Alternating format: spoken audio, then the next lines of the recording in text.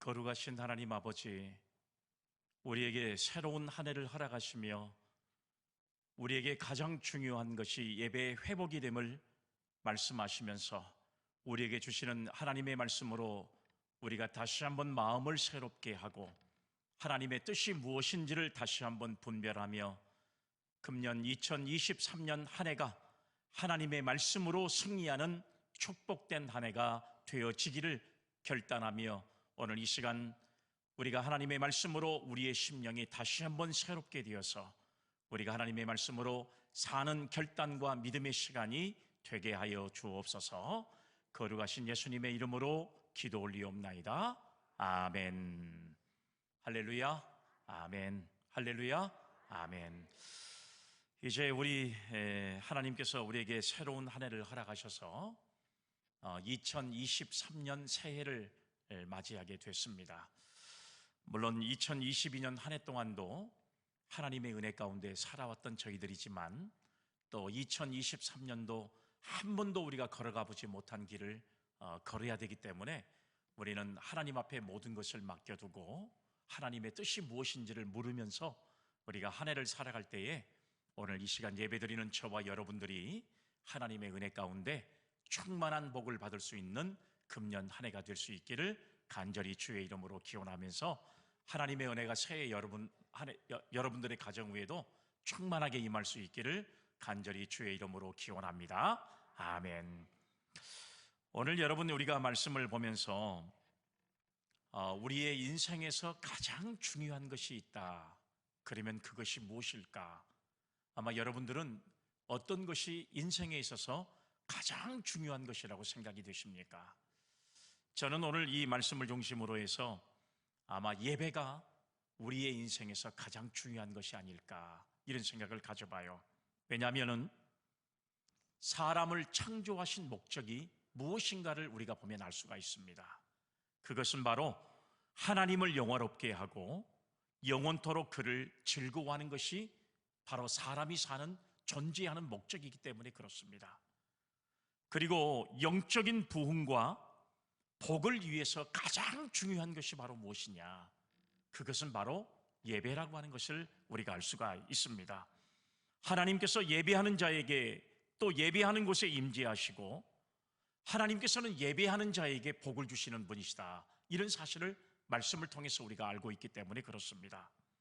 그래서 예배를 성공하면 신앙생활을 성공하고 또 신앙생활을 성공하는 자에게는 인생을 성공하게 하고 그리고 인생에 성공하는 사람은 결국은 이 땅에 사는 삶보다도 내세가 성공적인 삶을 이루기 때문에 우리는 이 땅에서뿐만 아니라 하나님의 영원한 나라에서도 성공자의 인생을 살아갈 수 있는 가장 유일한 기본적인 바로 은혜가 바로 예배자의 삶이라는 사실을 우리에게 말씀해주고 있습니다. 그래서 예배를 잘 드리면 하나님이 기쁘게 받으실 뿐만 아니라 하나님께서는 예배하는 성도들에게 은혜를 허락하신다는 사실을 우리가 말씀을 통해서 너무 잘 알고 있습니다. 그래서 은혜를 받으면 우리가 성경에서 이야기한 대로 영혼이 잘 될 뿐만 아니라 영혼이 잘 되면 육신도 건강하게 되고 그리고 범사가 잘 될 뿐만 아니라 하나님께서 우리 예수를 믿는 믿음의 자손들의 천대까지도 하나님께서 내리시는 복을 허락하신다는 사실을 우리에게 말씀해 주고 있습니다. 아마 이 자리에 참여하는 성도들 가운데 금년 한 해도 하나님의 주시는 복으로 충만한 은혜를 누리기를 간절히 원한다면 우리가 가장 중요한 것이 바로 예배자의 삶이다 이런 사실을 생각하면서 예배로부터 하나님의 큰 복을 누릴 수 있는 믿음의 성도들이 되기를 주의 이름으로 기원합니다. 아멘. 여러분 이제 한 해가 시작되는 날이에요. 그리고 여러분 우리가 어제는 한 해를 마감하는 마지막 성구영신 예배를 드렸습니다.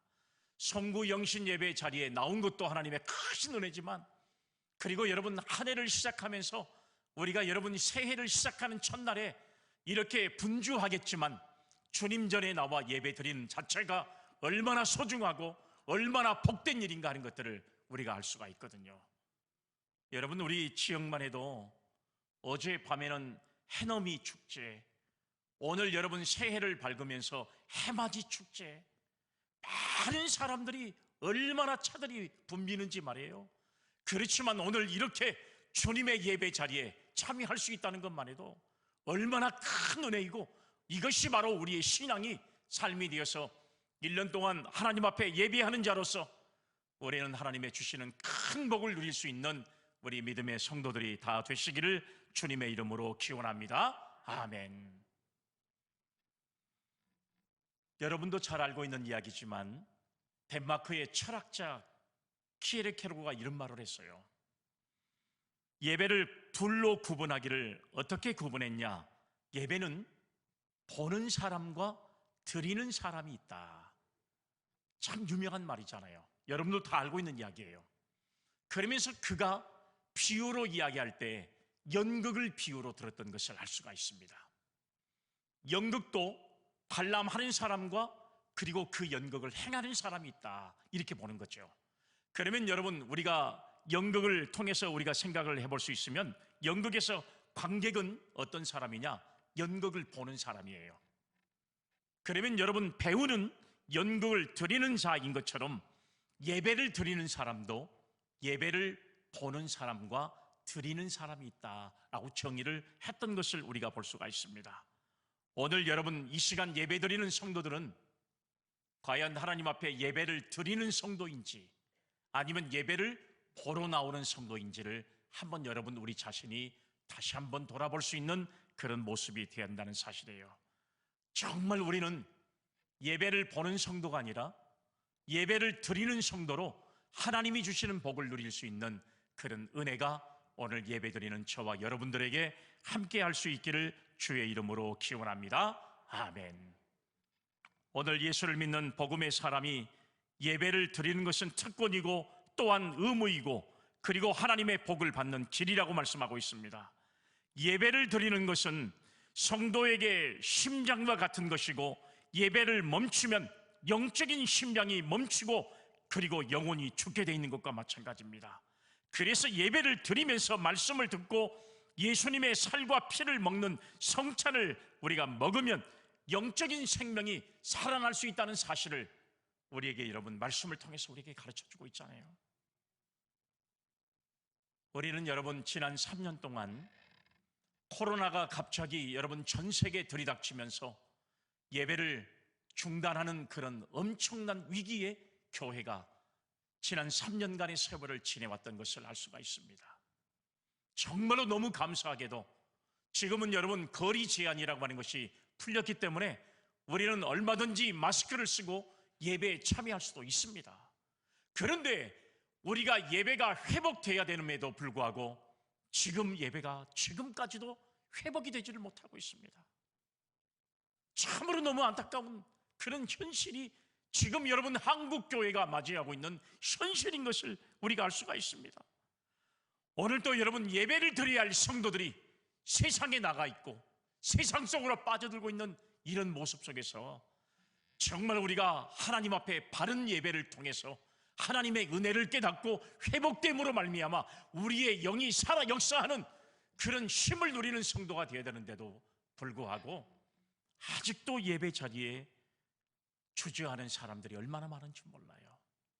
저는 여러분 이런 모습을 보면서 우리 믿음의 사람들이 점점 세상에 익숙해져 가고 있구나 하는 생각들을 가지면서 참으로 안타까운 생각을 가져볼 때가 얼마나 많은지 몰라요. 참 아쉬운 생각이 얼마나 많이 있는지 모릅니다.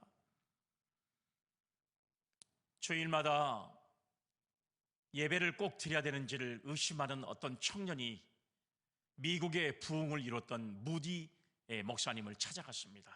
목사님, 내가 믿음으로 구원을 받았으면 되지 왜 매일 주일마다 교회를 나가서 예배를 드려야 하는 것입니까? 내가 구원받은 걸로 나는 그리스도인의 삶을 살아가면 되지 않겠습니까? 라고 이렇게 질문을 하게 되니까 마침 모닥불을 쬐고 있었던 무디 목사가 여러분 그 속에서 장작불을 하나 꺼내가지고 밖에 딱 내놓으니까 잠시 후에 그 장작불이 점점 타다가 식어져 버리는 모습을 그 청년이 보고 예배라고 하는 것이 어떤 것인가 하는 것들을 깨달았다고 하는 유명한 이야기가 있습니다. 우리의 신앙도 이 장작불과 똑같습니다. 성도가 모여서 예배를 드릴 때 믿음이 살아나고 불타오르게 된다는 사실을 이제 이 청년이 깨닫게 됐다는 사실을 우리가 알 수가 있습니다. 오늘 여러분이 이 본문의 말씀에 구약의 제사를 소개하면서 이것이 예배의 전신이었다는 사실을 우리에게 말씀해 주고 있는 내용이 오늘 본문의 말씀입니다. 구약 시대를 가장 대표하는 하나님 앞에 드리는 제사가 5가지 제사가 있었어요. 우리가 잘 알고 있는 대로 번제라고 하는 제사, 그 다음에 소제라고 하는 제사, 그 다음에 속건제, 그 다음에 속죄제, 그 다음에 화목제라고 하는 이 5가지 제사가 이스라엘 백성들이 하나님 앞에 올려드리는 가장 중요한 대표적인 제사 5가지로 소개되고 있는 것을 우리는 알 수가 있거든요. 오늘 여러분, 우리가 이 소개되는 이 5가지의 제사를 여러분들이 이미 잘 알고 있는 말씀이고, 저도 여러분들에게 여러 번 소개를 했지만, 특별히 여러분 이제 예배를 회복해야 될, 아니 예배자로서 금년 한 해 동안을 하나님 앞에 성공적인 삶을 살아가야 될 오늘 저와 여러분들이 구약의 제사를 통해서 다시 한번 오늘 예배자가 이 시대에 어떤 식의 예배를 드려야 하나님이 진정으로 받으시는가를 우리가 다시 한번 이 말씀을 통해서 깨닫고 저와 여러분들이 예배자로 성공적인 삶을 살아갈 수 있는 금년 한 해가 될 수 있기를 간절히 주의 이름으로 기원합니다. 아멘. 오늘 소개되고 있는 첫 번째 제사가 바로 처음에 번제라고 하는 제사예요. 오늘 여러분, 이 번제라고 하는 제사는 구약 시대를 상징하는 가장 대표적인 제사라고 이렇게 말할 수가 있습니다. 여러분, 이 제사의 특징은 제물을 조금도 남김없이 다 불태워 드리는 이런 제사인데요, 여러분 이 번제라고 하는 이 뜻은 히브리 말로 올라라고 하는 이런 뜻을 가지고 있는데요, 이것은 바로 위로 드려지는 제사, 위로 올라가는 제사라고 하는 그런 뜻을 가지고 있습니다. 구약을 상징하는 가장 대표적인 제사, 그게 바로 번제라고 하는 제사인 것을 알 수가 있습니다. 여러분, 이 제사는 자신을 하나님 앞에 몽땅 드린다는 이런 의미를 가지고 드리는 제사가 번제라고 하는 제사예요. 그러면 두 번째로 소개하는 제사는 바로 여러분 소제라고 하는 제사인데, 하나님께 대한 헌신과 충성을 의미하는 제사로, 여러분 이 제사는 곡식을 곱게 빻아드리는 제사를 의미하고 있는 것을 알 수가 있습니다. 여러분 이 소제는 여러분 그 뜻이 바로 히브리 말로 민하라고 하는 뜻을 가지고 있는데, 여러분 피 없는 곡물 제사라고 하는 그런 의미를 가지고 있습니다. 그러니까 다른 것은 동물로 드리는 제사인데, 여러분 이 소제만큼은 곡식을 빻아서 바로 그것을 가지고 하나님 앞에 예배를 드리는 그런 바로 예배가 소제라고 하는 제사인 것을 알 수가 있습니다. 여러분, 번제는 이스라엘 민족들이 하나님 앞에 드리는 가장 기본적인 제사가 번제라고 하는데, 이것은 각을 떠가지고 하나님 앞에 불로 태워 드리는 제사가 번제라면, 소제는 곡식을 빻아가지고 그 곡식을 빻은 것을 하나님 앞에 올려드리는 제사이기 때문에, 여러분 이 제사는 시간이 필요하고 준비가 필요한, 바로 가장 정성스럽게 드려야 하는 제사가 바로 소제였던 것을 알 수가 있습니다. 그러면 세 번째 제사는 바로 뭐냐? 속죄제라고 하는 제사인데, 말 그대로 죄를 사함받기 위해서 드리는 제사인데요, 삶의 한가운데서 죄를 짓고 살던 사람이 자신의 그 죄를 인식할 때 하나님 앞에 드리는 제사인데요, 이 제사는 제사장이나 일반 백성들이나 족장들이나 평민들이 누구든지 다 해당되는 유일한 제사가 바로 여러분 이 속죄제라고 하는 제사입니다. 여러분 이 말은 무슨 말이냐? 모든 사람들은 다 죄가 있다라고 하는 사실을 우리에게 말씀해 주고 있어요. 그러면 여러분 이 속죄제라고 하는 이 제사는 히브리 말로 하타트라고 하는 이 말씀인데요, 바로 죄로부터 정결과 속죄함으로 드리는 제사. 그러니까 하나님 앞에 죄 있는 사람이 그 죄 씻음을 받기 위해서 드리는 제사가 바로 속죄제라고 하는 제사인 것을 알 수가 있습니다. 그러면 네 번째로 우리가 드리는, 여러분 그들이 드리는 제사가 바로 뭐냐? 속건제라고 하는 제사가 있습니다. 여러분, 이 속건제는 이웃 간의 관계 속에서 혹여라도 잘못된 일을 했었을 때 하나님 앞에 드리는 제사가 바로 속건제라고 하는 제사인데요, 이 속건제라고 하는 제사는 바로 이 돌이킬 수 없는 바로 여러분 죄에 대한 회개라는 점에서 속죄제라고 하는 죄가 조금은 다른 의미를 가지고 있는 것과 마찬가지입니다. 속죄제는 돌이킬 수 없는 죄를 용서함 받기 위해서 드리는 제사가 속죄제라면, 속건제는 돌이킬 수 있는 죄, 충분히 용서받을 수 있는 죄를 하나님 앞에 드리는 마음으로 제사가 바로 이 속건제라고 하는 제사인 것을 알 수가 있어요.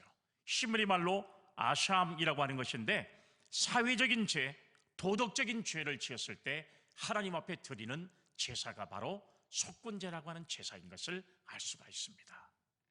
마지막으로 드리는 제사는 화목제라고 하는 제사입니다. 말 그대로 하나님과 사람의 화목을 위한 제사를 의미하면서 그 특징이 나눔에 있습니다. 다른 제사는 제사장이 제사를 지내고 나면 그 모든 것들을 다 이제 제사장이 가지게 돼 있어요. 그런데 여러분, 이 화목제라고 하는 제사는 제사를 드리는 사람과 제사를 집행하는 사람이 함께 나누는 유일한 제물이 바로 화목제라고 하는 제사인 것을 알 수가 있습니다.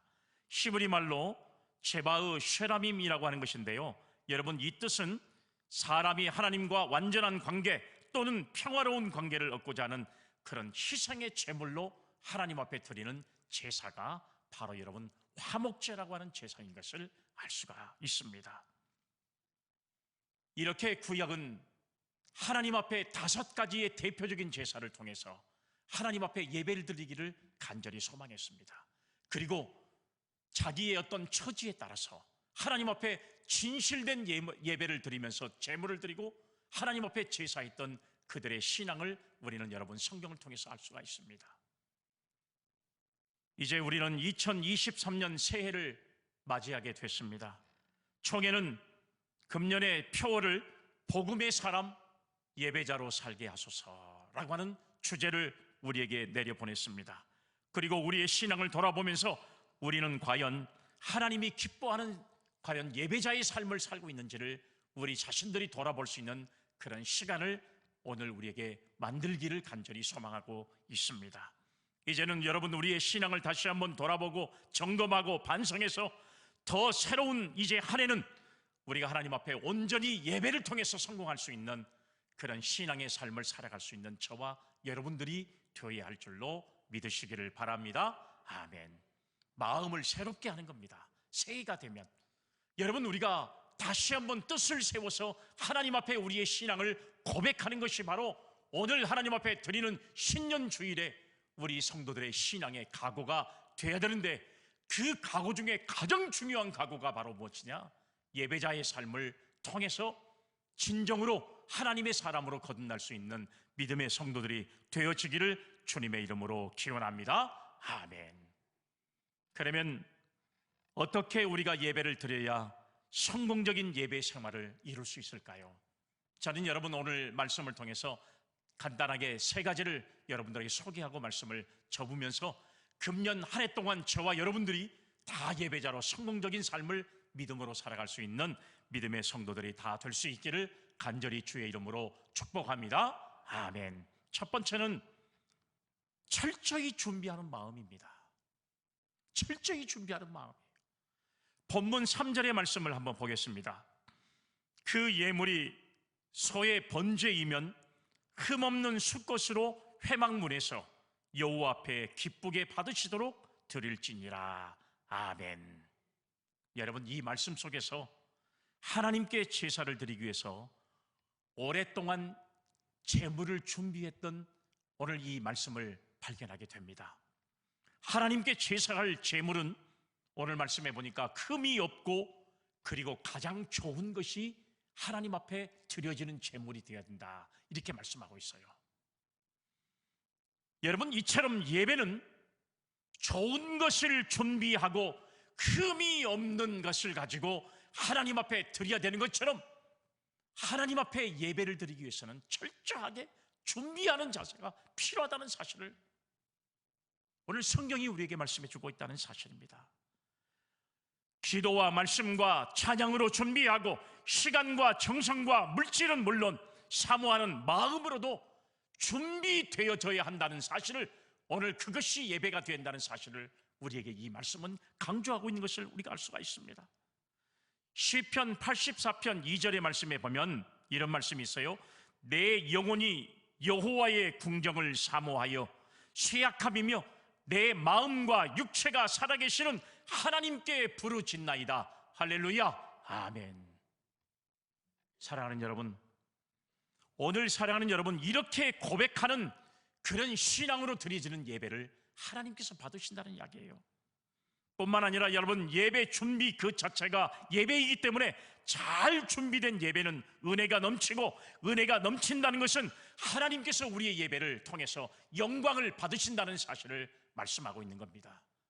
예배를 준비하는 성도의 신앙의 자세가, 오늘 여러분 우리가 마음이 열려서 예배의 은혜가 되게 되고, 예배의 은혜가 받는다는 것은 하나님께 드리는 예배가 하나님의 마음을 감동시키고 있다는 사실을 오늘 여러분 이 말씀을 통해서 우리에게 말씀해 주고 있는 거예요.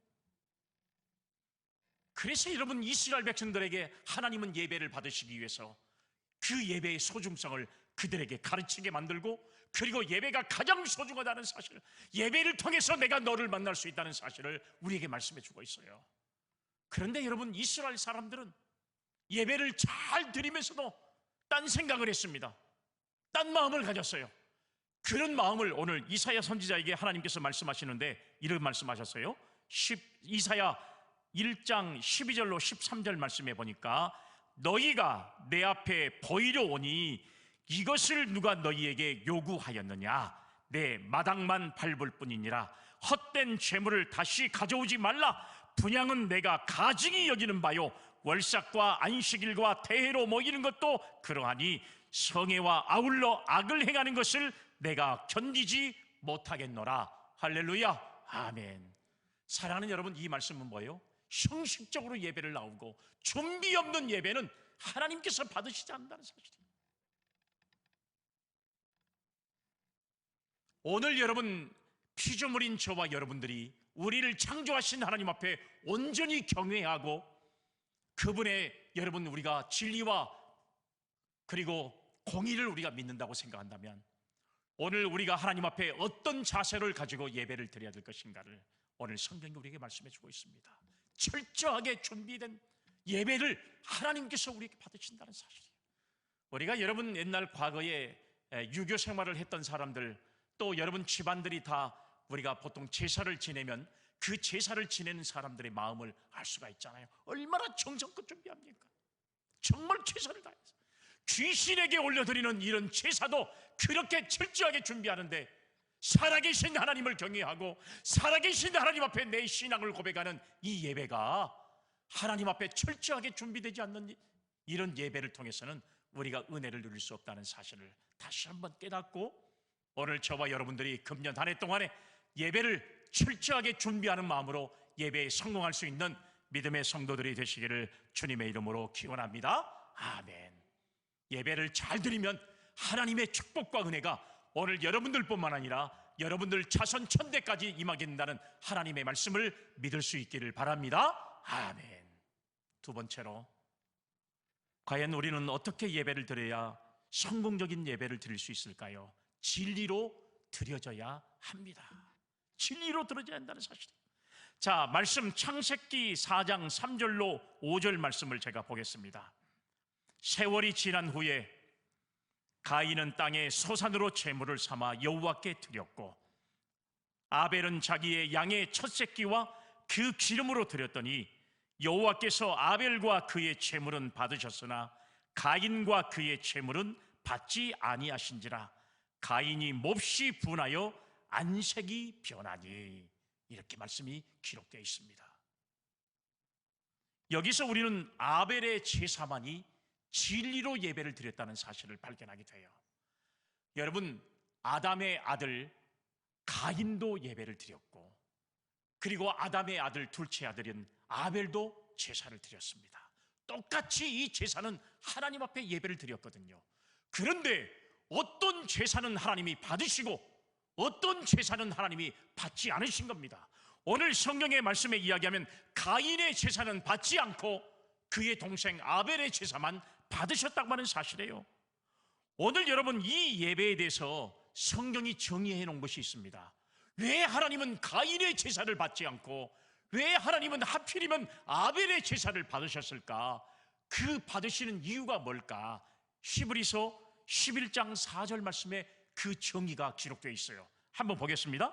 믿음으로 아벨은 가인보다 더 나은 제사를 하나님께 드림으로 의로운 자라 하시는 증거를 얻었으니 하나님이 그 예물에 대하여 증언하심이라.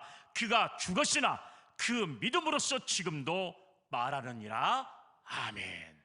사랑하는 여러분, 오늘 여러분 히브리서 11장 4절의 말씀이 오늘 똑같이 예배를 드렸지만, 똑같이 제사를 드렸지만 하나님께서는 왜 가인의 제사를 받지 않고 왜 아벨의 제사만 받으신지, 오늘 여러분 우리가 똑같은 공간 안에서 하나님 앞에 예배를 드리는데 어떤 사람의 예배는 보는 예배고 어떤 사람의 예배는 드리는 예배인지, 오늘 여러분 그 이유가 뭐냐? 오늘 그 이유를 오늘 성경에서 말씀하고 있는데 뭐라 그랬냐? 믿음으로 라고 하는 사실이에요. 뿐만 아니라 성경의 말은 의로운 자라라고 하는 말씀이 있어요. 이 두 말씀이 있습니다. 아무렇게나 믿고 아무렇게나 의롭게 되는 것이 아니라 믿음은 복음을 그 내용으로 하고 피 흘림이 없이는 죄사함이 없기 때문이라는 사실입니다.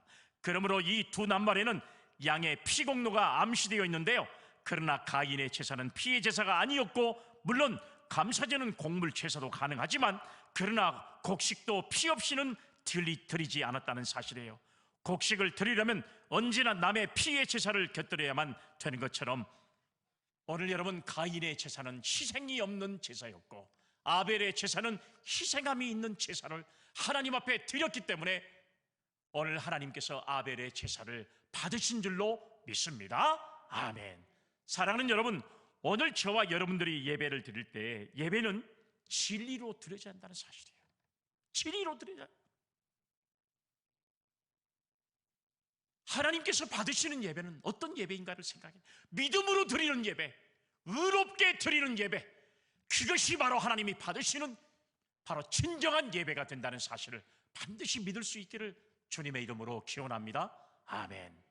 여러분, 금년 한 해 동안에는 복음의 사람, 예배자로 살게 하소서, 여러분 총회가 내려준 이 주제를 통해서 우리 여수영락교회는 우리 모든 성도님들이 금년 한 해 동안만큼이라도 예배자로 성공할 수 있는 믿음의 성도들이 다 되어서 하나님께로부터 내리는 자손만대의 축복을 누릴 수 있는 믿음의 성도들이 예배를 통해서 이루어지기를 간절히 주의 이름으로 축복합니다. 아멘.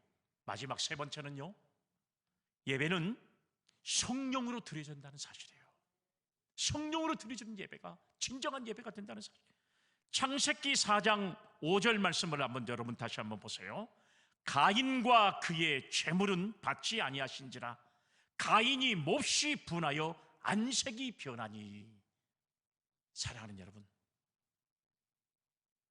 이 말씀에서 가인이 성령으로 드린 흔적이 조금도 발견하지 않습니다.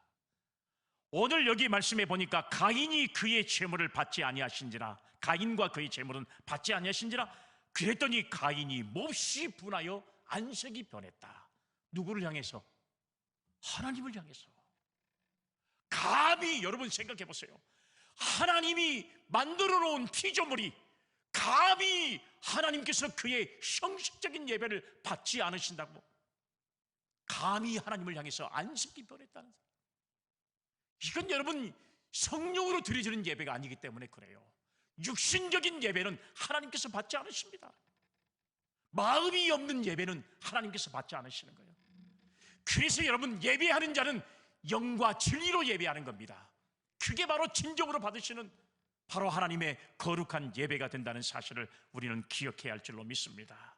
가인에게서 성령은 보이지 않고 시기와 분노와 그 반대의 열매만 보인다는 사실이에요. 5절은요 제사 후의 사건이지만 예배란 예배 후에도 계속된다는 점에서 우리는 가인의 제사를 짐작할 수 있어야 한다는 사실이에요. 야, 여러분 이 말씀은 뭐냐? 우리가 주일날 혹은 여러분 새벽 예배 때 혹은 우리가 수요 예배 때 공적인 예배를 드리고 나서 그리고 여러분 교회 밖을 나가서 그 밖을 나가도 신앙인의 삶은요, 예배자의 삶이 돼야 돼요. 교회 예배자의 삶은 교회에 와서만 예배자의 삶이 돼서는 안 된다는 이야기예요. 신앙인들은 교회 안에서만 신앙인들이 아니라 교회 밖에 나가서도 신앙인들이 되어야 한다는 사실이에요. 그러면 예배는 교회 안에서만 드려지는 게 아니라 교회 밖에 나가서도 예배자의 삶을 살아가는 것이 진정한 예배자인데, 오늘 예배를 드리고 난 이후에 하나님이 받지 않으니까 얼굴이 붉어지고 분하고, 오늘 여기 성경의 말씀에 보니까 안색이 보내버리는 가인의 모습은 하나님 앞에 바른 예배자의 모습이 아니라는 사실이에요. 오늘 여러분, 우리들도 마찬가지입니다. 예배를 잘 드리고 밖에 나가서 화내버린다든지, 여러분 밖에 나가서 세상 사람과 여러분 잘못된 모습을 가진다든지, 이러면 진짜 예배자의 모습이 될 수 없다는 사실을 오늘 우리에게 말씀해 주고 있는 거잖아요. 그는 동생을 처음부터 무시하고 그의 도움 없이 자기 의로 교만한 믿음으로 드렸던 그런 모습이에요. 성령을 의지 않고 드려지는 이 예배는 하나님께서 받지 않으셔요. 그래서 예수님께서는 요한복음 4장 23절에 이런 말씀했잖아요. 아버지께 참되게 예배하는 자들은 영과 진리로 예배할 때가 오나니 곧 이때라. 아버지께서는 자기에게 이렇게 예배하는 자들을 찾으시느니라. 할렐루야, 아멘. 진리로 예배하는 사람, 성령으로 예배하는 사람, 철저하게 준비함으로 예배드리는 사람, 그런 사람의 예배를 받으시는 거예요.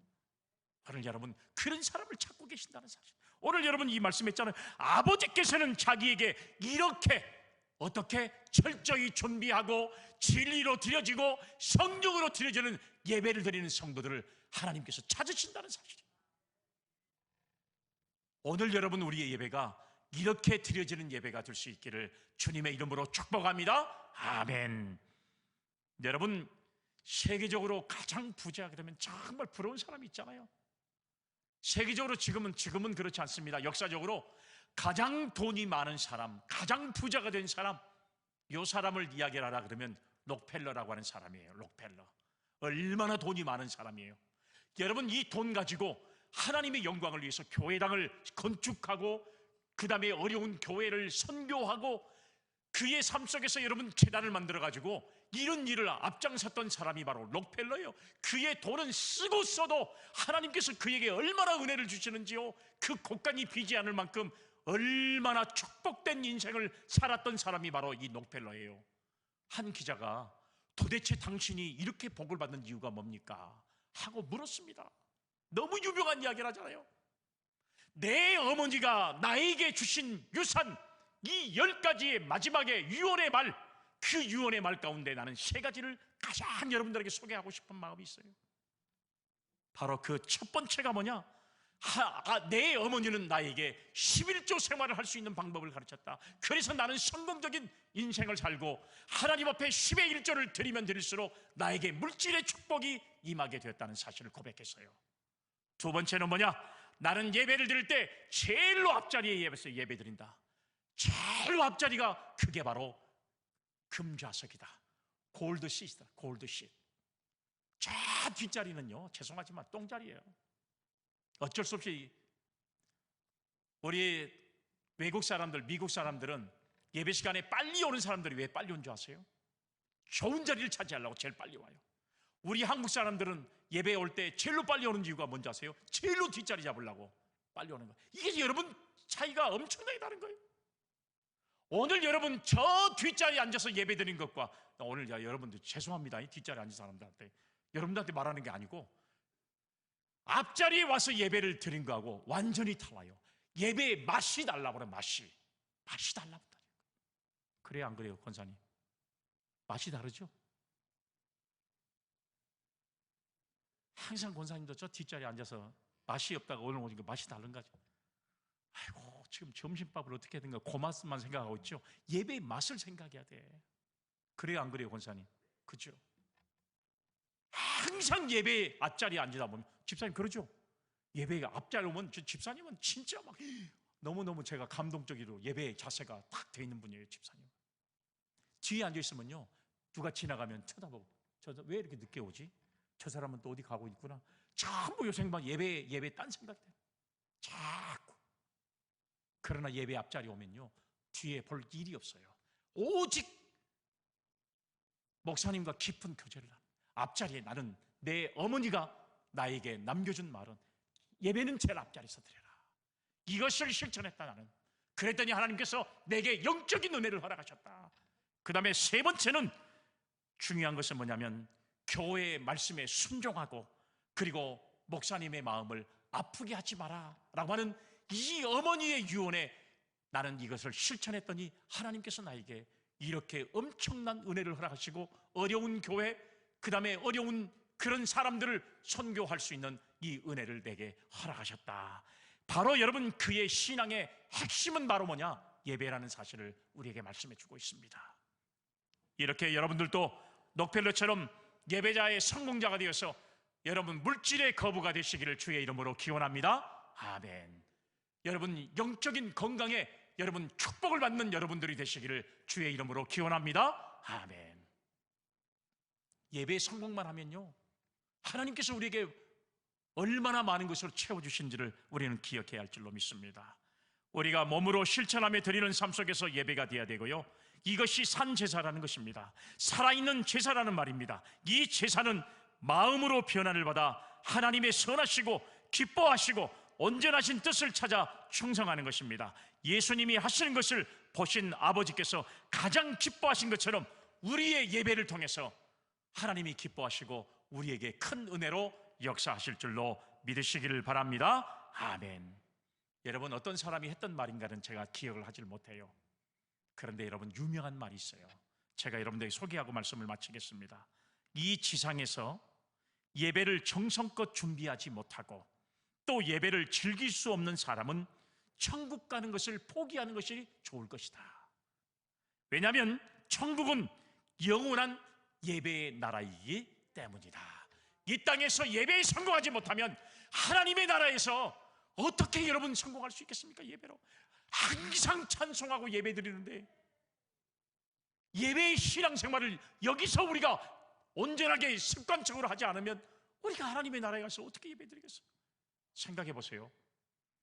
중학교 때 수학 공식을 제대로 공부하지 않는 학생이 고등학교 올라가면 그때부터는 여러분 공부하기 싫어져요. 왜요? 아무것도 모르니까. 그러니까 예배 시간에 딴 생각만 하고, 아니 수업 시간에 딴 생각만 하고 자꾸 딴 생각만 하고. 왜 그런지 아세요? 중학교 다닐 때 수학 공식을 제대로 배우지 않으면 거기서 여러분 이것이 기초가 되지 않으면 고등학교 올라가 봤자 여러분 그 시간은 지옥 같은 시간이 지옥 같은 시간. 오늘 여러분 우리가 예배하고 찬송하고 기도하는 시간이 여러분 우리가 하나님의 나라에서 계속해서 이어지는데 여러분 그 예배 시간이 우리가 어쩌다 한 번씩 나와서 예배 드린 사람들이 어떻게 여러분 예배가 너무너무 예배만 드리고 있으면 그냥 이건 노이로제 걸릴 수밖에 없는 상황. 예 찬송만 이렇게 계속해서 나오는데 이게 얼마나 힘들고 어렵겠습니까? 생각해 보세요. 그런데 우리가 예배에 성공하고 예배에 정말로 성공된 삶을 살아간다면 천국의 생활이 얼마나 기쁘겠습니까? 여러분 기초가 되어 있는 사람은 어떤 학년이 올라가도 여러분 거기에 든든하게 세워져 가는 것하고 똑같습니다. 신앙생활도 마찬가지예요. 오늘 사랑하는 여러분, 저와 여러분들이 이 땅에 사는 동안에 예배를 영과 성령과 철저하게 준비하는 신앙으로 우리가 잘 준비하고 성공해서 하나님의 영원한 나라에서 믿음으로 승리하는 오늘 사랑하는 우리 모든 성도들이 다 될 수 있기를 간절히 주의 이름으로 축복합니다. 아멘. 거룩하신 하나님, 금년 한 해가 하나님이 우리에게 주시는 가장 큰 은혜 가운데 예배에 성공할 수 있는 성도의 삶이 되기를 간절히 소망하고 결단하는 성도들에게 하나님의 넘치는 은혜가 임하게 하옵소서. 거룩하신 예수님의 이름으로 기도 올리옵나이다. 아멘.